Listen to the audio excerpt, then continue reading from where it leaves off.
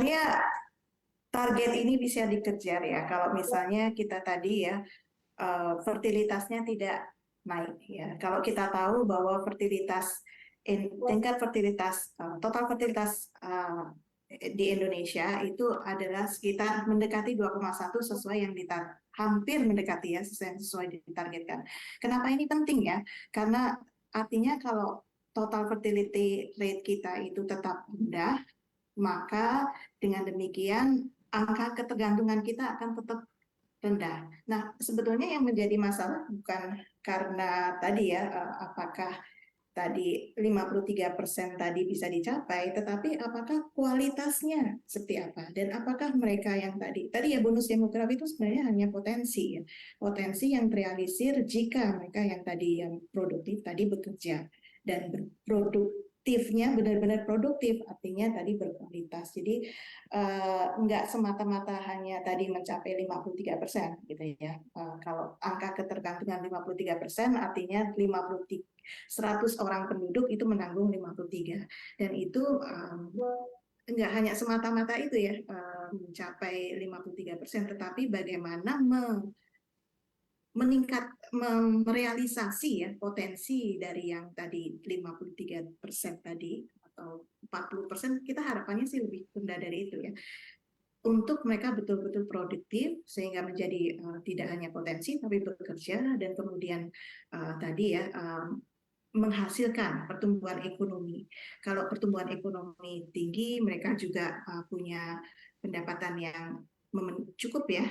Artinya tadi kalau 100 orang menanggung 53, artinya kan dua menanggung satu. Tadi dua orang tadi menanggung satu, artinya ada saving. Kalau ada saving tadi kalau dalam ilmu ekonomi sama dengan investasi. Nah, kalau ada investasi, artinya tadi lowongan pekerjaan tersedia, sehingga tadi yang penduduk produktif tadi betul-betul bekerja. Begitu.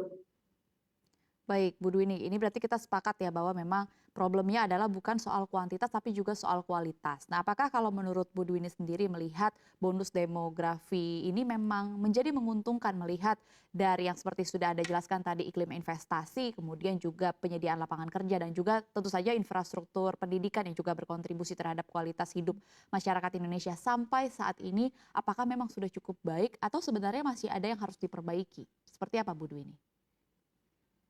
Nah, kalau menurut SDGs Goals ya, Sustainable Development Goals, kita sebetulnya sudah on track. Artinya educational attainment kita ya sudah jauh berbeda dibandingkan 20 tahun yang lalu. Tetapi kalau kita membandingkan, tentu saja kalau kita lihat diri kita sendiri ya, nggak hanya melihat progres diri kita sendiri Indonesia, tetapi harus membandingkan dengan negara lain. Kalau kita melihat ya survei-survei yang dilakukan, misalnya TIMSS, Trends in Mathematical dan Science Study, atau mungkin PISA ya, itu kelihatan bahwa apa ya, pencapaian kemampuan matematika kita, pencapaian science atau reading kita itu rendah. Dari skornya saja sudah rendah gitu, walaupun ada trennya meningkat ya, artinya membaik, rendah dan bahkan lebih rendah daripada negara lain. Nah, itu menjadi salah satu PR ya buat kita, bagaimana tidak hanya memeratakan gitu ya akses pendidikan dan pencapaian pendidikan di seluruh Indonesia, tetapi bagaimana kualitas.